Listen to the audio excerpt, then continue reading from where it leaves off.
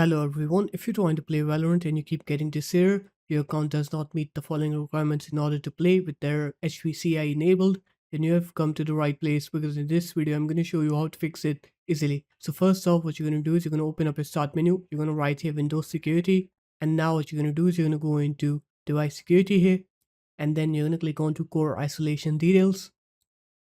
And here you're going to make sure memory integrity is turned on, so just turn on memory integrity here.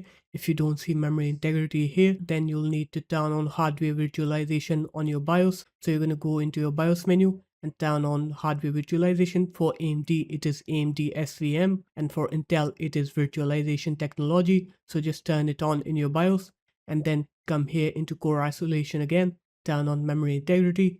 Once you're done with that, now you're going to go ahead and restart your computer. And once you're done with the computer restart, now when you try to play Valorant, you'll see that your game will not work. You'll not face that HVCI enabled error anymore. So there it is guys, that's how it was. If you guys found this video helpful, make sure to leave a like, comment and subscribe to the channel, and I will see you in my next video.